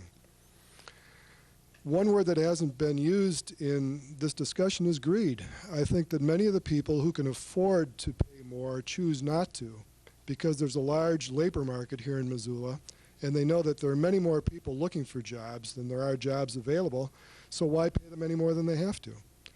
The real problem here is consciousness. And what we need to do is to raise the level of consciousness so that people can see that what they're paying people at $5 an hour is not enough to support anybody. There was a joke going around about the number of jobs that were created in the past couple of years by the Clinton administration, bragging about I don't know how many million jobs it was. And a person said, yeah, that's probably true. My wife and I have 4 of those. And that is what's going on. Very few people can earn a livable wage in Missoula or in the state of Montana. How do we address this? It's not an easy thing to solve overnight. Raising the minimum wage certainly is a step in the right direction, but what we really have to raise is consciousness. When this question, I'm Fred Van Valkenburg. When this question was first asked, I thought I would just say I support the initiative, but as Scott's indicated, there have been a few things that have been said along the way that caused me to want to get a little bit more involved in this discussion. Au contraire, Scott, I don't think you sound much like a Republican, because most Republicans actually support a minimum wage. They just don't think it should ever go up. They're real happy with what the minimum wage is right now. You at least, by espousing the libertarian philosophy, are putting forth an economic argument that maybe some Republicans believe deep down, but they would be totally afraid to publicly promote. The law of supply and demand can best be observed in places like Indonesia, South Korea, Taiwan, China, places like that, where people are essentially working for 10 cents an hour, 50 cents an hour if they're lucky, something like that. And that's what would happen if you didn't have a minimum wage. The Canadian border would be as porous as the Mexican border if it were possible to pay people $1 an hour for piecework in the state of Montana. People would find they could triple their standard of living from some place like the countries that I've described earlier. The second thing that needs to be talked about in terms of the issue of a raise in the minimum wage is how many people in this room believe that the rate of inflation between now and the year 2000 will be 0%. The inflation will not go up 1 cent between now and the year 2000. That's closer to the real Republican philosophy, because they were quite happy to have a minimum wage increase in 1991, but fought like the Dickens until the last minute when they saw the writing on the wall, when 80% of the people said it should go up. And so they then voted in Congress to raise the minimum wage $1 an hour, but figuring that, well, now we're safe for another 6-7 years out there. We can get it up there to 5 1/4, but we don't have to raise it again for 5 or 6 more years until the pressure builds on us again. What this initiative does is to give people who work at the minimum wage some hope, some expectation that as everyone else's fortunes rise in this country, theirs will rise too. Right. I'm Diane Sands, and I also believe in a living wage, and I'm not convinced that the raising the minimum wage is enough of a rise to actually create a true living wage, but it's certainly a step in the right direction. There are 150,000 people in Montana right now who make a minimum wage or slightly above it, and for those of you who have any illusions about that, that means that you can work at a full-time and a minimum wage job, and if you have 1 child, you're still qualified for welfare. And I think it's an illusion to think that those people are just getting by on that. The fact is that all of us as taxpayers pick up all of those other costs of what it takes to live in this society. You know, if you're making a minimum wage job, you're probably getting some form of public assistance for child care. You're probably getting some form of public assistance for food programs. You may be getting public assistance for health programs. All of us are paying that cost when a person who's working is not being paid a living wage. So let's get real here. Do we either want to make a commitment to paying for that and going down and telling those people at the bakery you shop at that you're more than happy to pay another 20 cents for that Danish or whatever it is, or you're not going to buy the world's cheapest shirt and you're happy to tell business owners that you would pay what it costs to actually have their workers make a living wage. I think that's an important thing for all of us to tell people as well. But let's get real. We're all picking up the cost of what it costs to not pay people a living wage. And all you have to do is look at around Missoula, Howard Toole, House District 63, and in my district and elsewhere, rents $500 to $700 to $800. Totally static housing market with people trying to live and trying to pay that kind of rent on a minimum wage. The article in the paper was right on. People working minimum wage cannot work 1 job. And we have to take and pay attention to our unique circumstances here, and I think this is part of the answer. This time I'll give you a short, scant prep time. We're getting close to the end of our time, and what I want you all to think about is the fact that you would have 1 minute to address an issue that you feel is important to your race that hasn't been covered here. And while you're thinking about that, because that'll bring us up to darn near closing time. What I wanted to just follow up with while you're thinking of that is to let you know that the Montana Women's Vote Project is certainly still taking donations, because what we will end up doing is providing distributing voter ID, a voter guide that will be distributed around the state that lets you know where the issues that were identified in the questionnaire as important to the voters, the women voters in particular in Montana, and where various candidates stand on those, so that you can make the informed choice. One of the things that we've heard from the women and men that we've interviewed is that people felt they were not able to they didn't know enough, and that's one of the reasons why some people stayed home. So the last thing I will tell you, and then I'll hand over this microphone, is to let you know that up on campus on tomorrow, Wednesday, October 3rd, at 7 p.m. at the Montana Theater in U of M's Performing Arts Radio and TV Center. Gubernatorial candidates Chet Blaylock and Mark Roscoe will be debating. Democrat Bill Yellowtail, Republican Rick Hill, and natural law candidate Jim Brooks will face each other on Thursday, October 24th, and on Thursday, October 31st, Halloween. I'd love to see if they show up in costume, but Democratic incumbent Max Baucus, Republican Dennis Reberg, and Reform Party candidate Becky Shaw will face off for a debate related to the Senate. So now you know that there are 3 debates scheduled for 7 o'clock over the next couple of weeks, so we have opportunities to be informed. So now I'll start at this end with Linda, and if you again just say for posterity, say your name, your pardon for posterity, your district, and have your 1 minute to say what do you think didn't get covered that you want to make sure you get on tape. Linda Lightfoot, Natural Law Party, Senate District 32. I'm going to say I feel most of the issues that are really to my heart were covered this evening. The issues that we did talk about are the ones that I feel very strongly about. We had covered about water, we've covered about women's issues, we've covered the schools, and it was all of these issues that were the ones that I would mention if they had been covered tonight. So thank you very much for letting me be here and share my ideas with everyone. Vicki Cottrell, House District 64. Thank you for the opportunity to get it off my chest in a couple cases.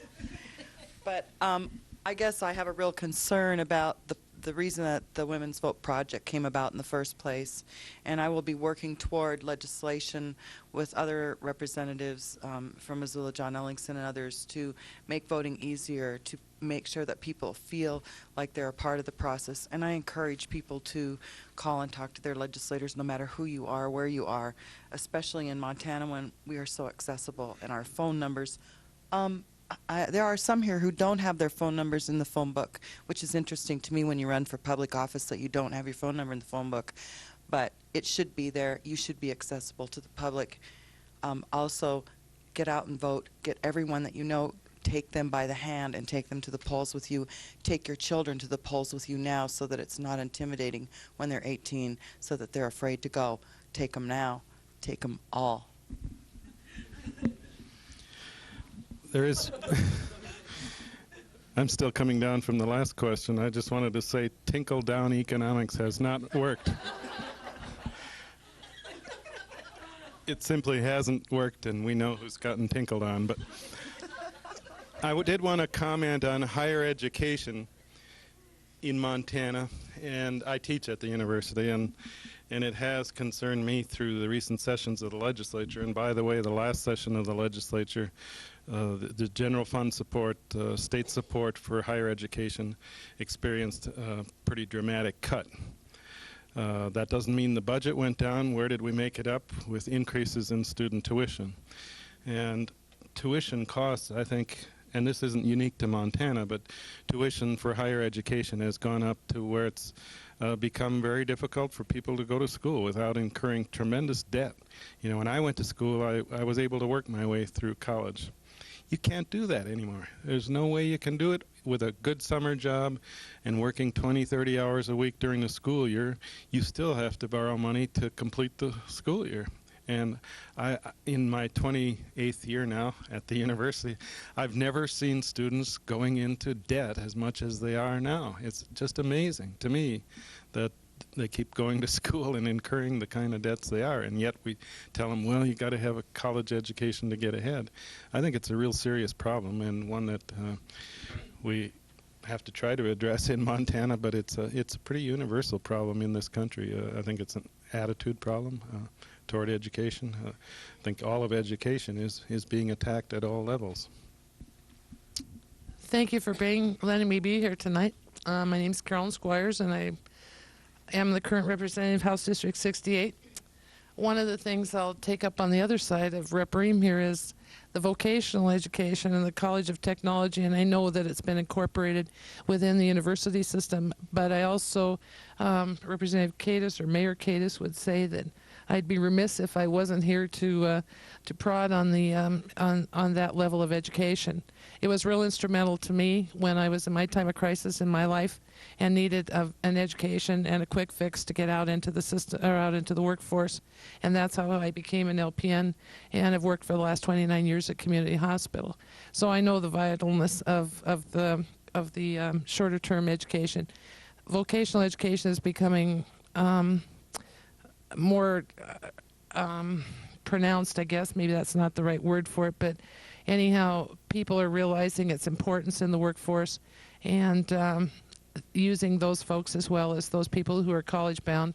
And everybody in this room is well aware of the fact that not everybody is college bound, but everybody needs additional education after high school. So therefore, I want to just remind you that I'll be fighting for the College of Technology, and you and I will be working, I'm sure, hand in hand in the secondary education, because you've always been there for me, and so I thank you. Jeff Weldon, Senate District 35. Let me just quickly outline what my district is, so if any of you actually live there, you can grab me afterwards and ask more questions.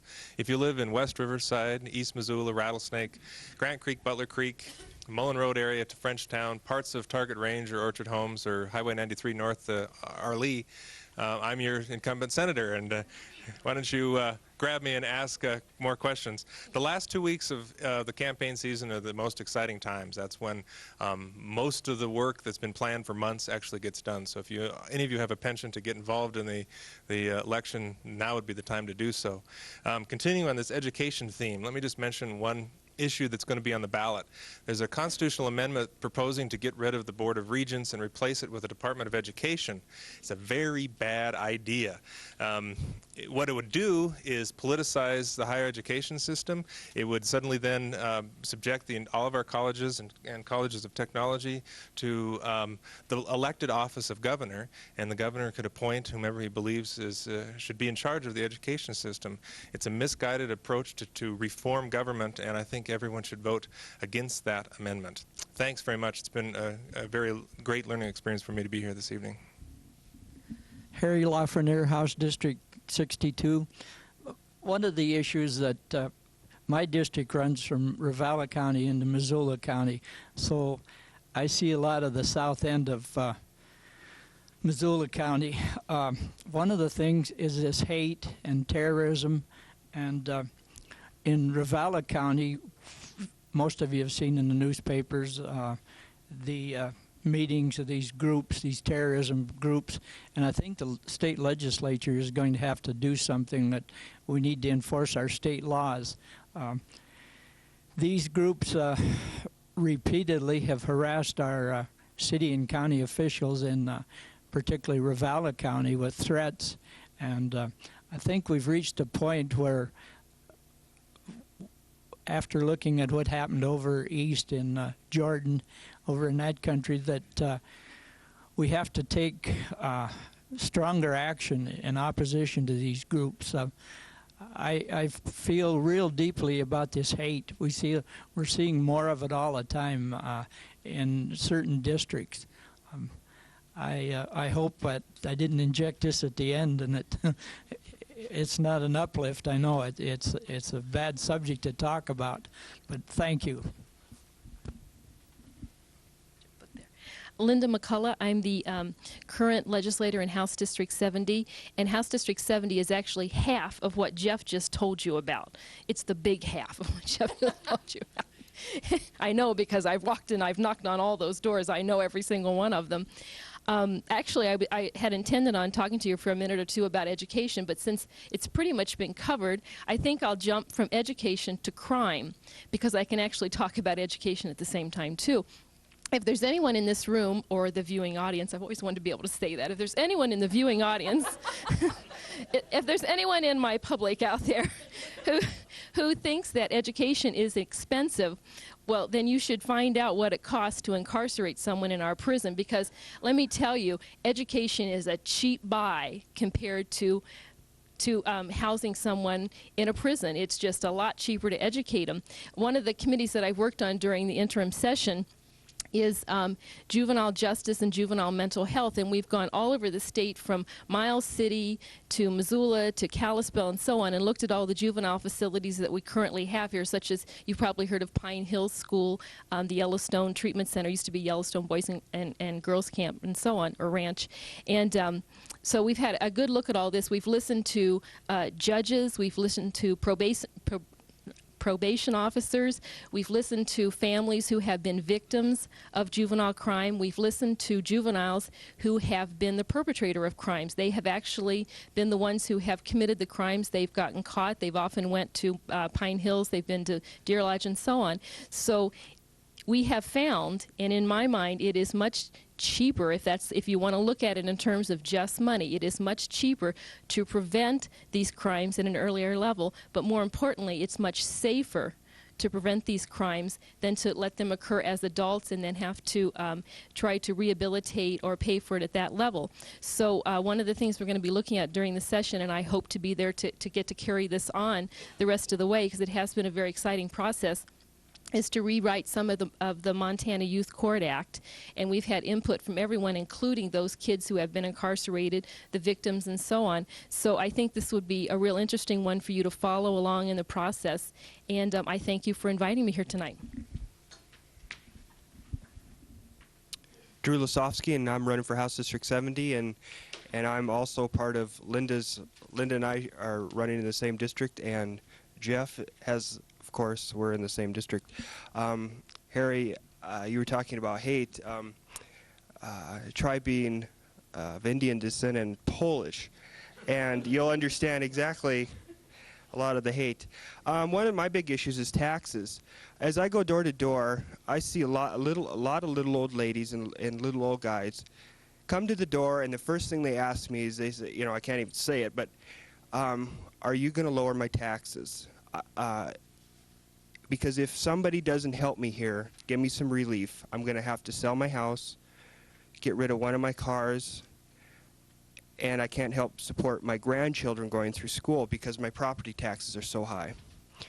I think as citizens of Montana, I think we have to look at this. I don't think we should be pushing our elderly people and young people out into the cold because of the property taxes are so high, because we have a lot of these what I like to call so-called feel-good laws or feel-good taxation rules. I think we have to really look at the tax issue.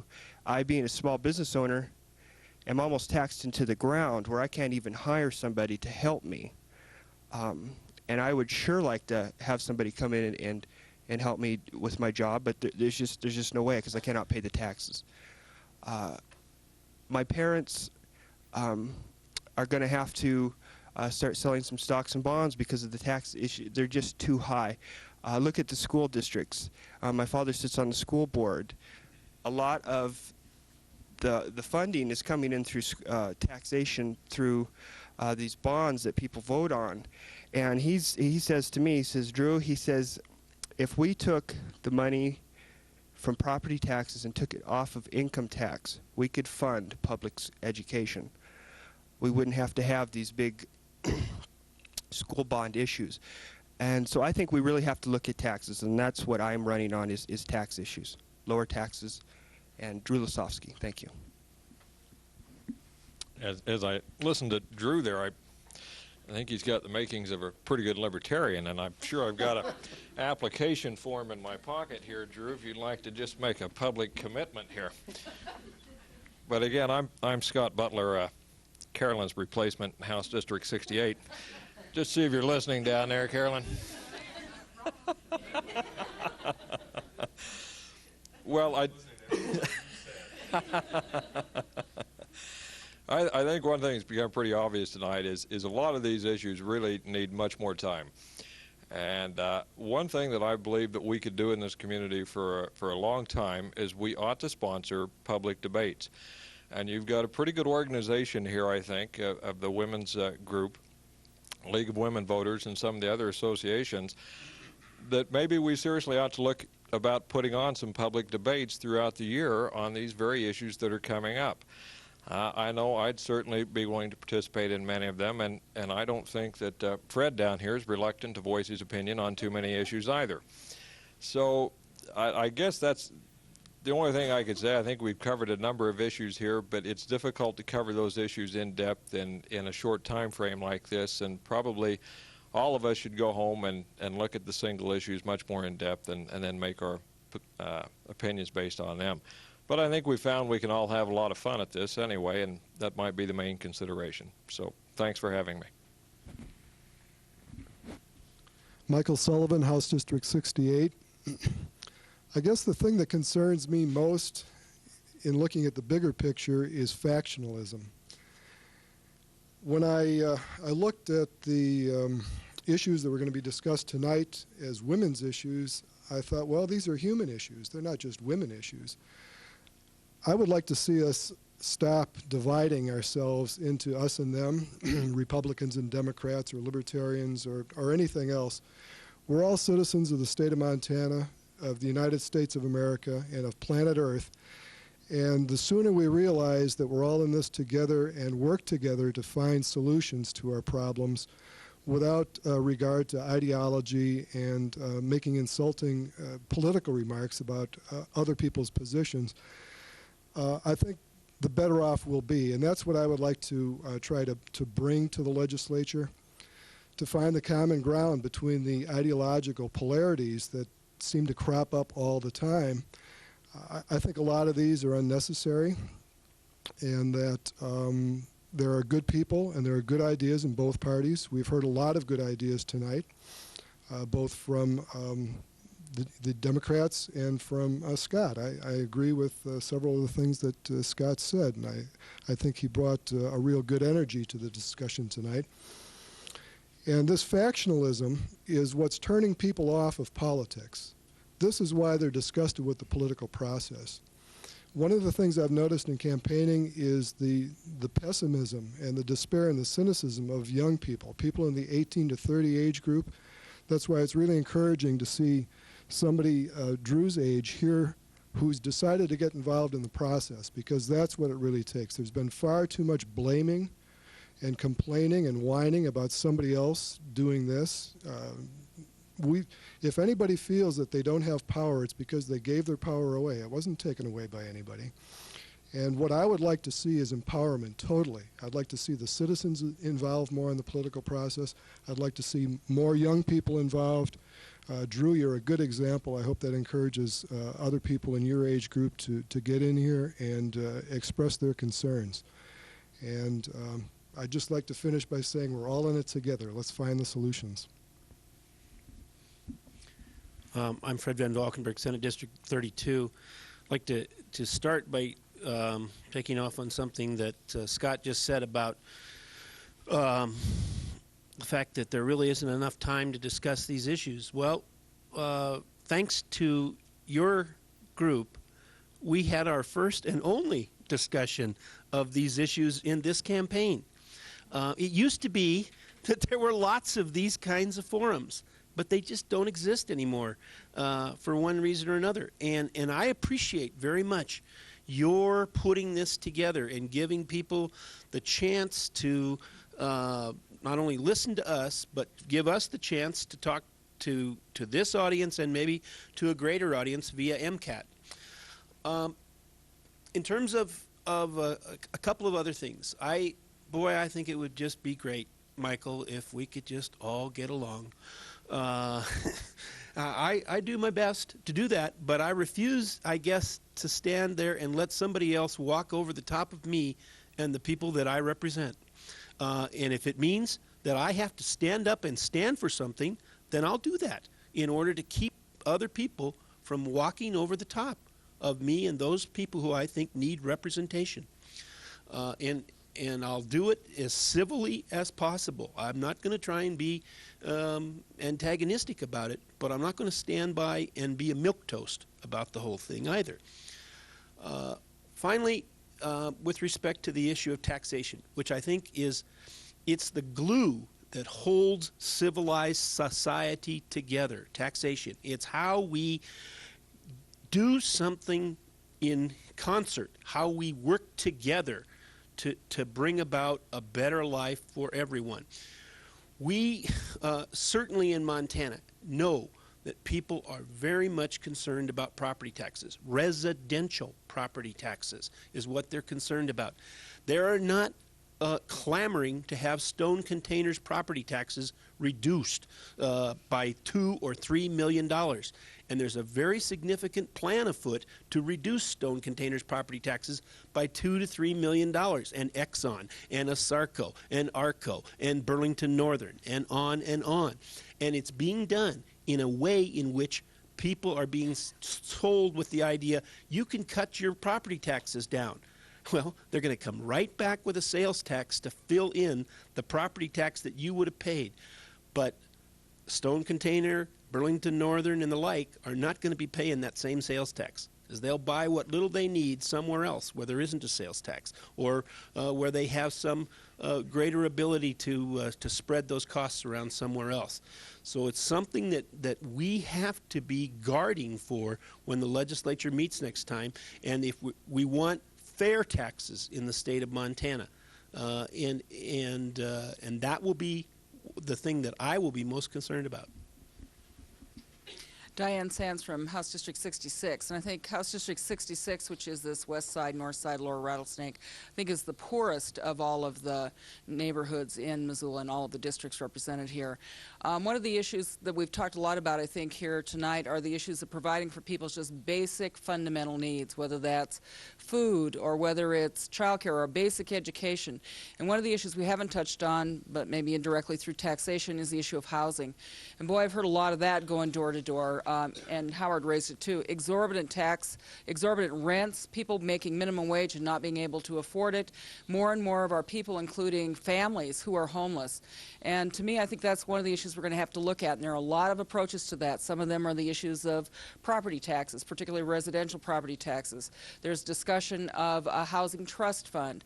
There are all kinds of different ways to address that issue. But I really think it seems to me, from being out on the streets, an issue that's practically at a crisis level, and particularly we don't want to see Missoula citizens being pushed out to have to live in Clinton or outside of the urban area because there's no place for them to live in town that's decent, or to have 2 jobs in order just to pay the rent and not be able to spend time with their children and their families. So it's both a quality of life issue, and I think it's just an issue of fundamental justice and an issue of being able to meet people's just primary day-to-day needs, and I think we really need to be looking at how to address that. Well, I certainly have heard in the door concern about taxes, and I am going to be interested in trying to develop some alternatives. I think natural resource taxes, which were cut low 10 years ago, need to be revisited. I don't know if we're going to be able to do that. That certainly has been something that those who cut those taxes were proud that they were able to do, and so it may be difficult, but it's something that I want to work on. But really, the reason I'm running again, and I did serve in '91 and in '93 in the legislature, is a concern over more, I think, fundamental change in government. On the one hand, I see government becoming harsher and more concentrated. In the last session, you had concentration, a strong effort to concentrate education within state government and make it responsive to a strong administration, which is a principle that is very contrary to the principle of independence that we put into the Constitution 24 years ago. And I'm concerned about that trend. I'm concerned about a trend like the one that my opponent tried to create by eliminating the right of election to the Public Service Commission. I think that that is an issue that likewise was considered 24 years ago by the framers of the Constitution as something where we were returning power to the people, and I think we need to resist that. We need to have power in the people, not power concentrated in state government, not in a superpower education department and the like. So those are the kind of things that I'm going to be interested in and working on, and I sure need support. It's a tough race, and anything that any of you can do to help me will be very much appreciated. Thanks very much to everyone for coming. I think this is a great idea. I think if you, next time around, we should be talking about it in local districts, and if people need more time in specific districts to talk about the issues that are important to that district, then we've seen that it works, and we need to just keep plugging away at it. Thanks for coming.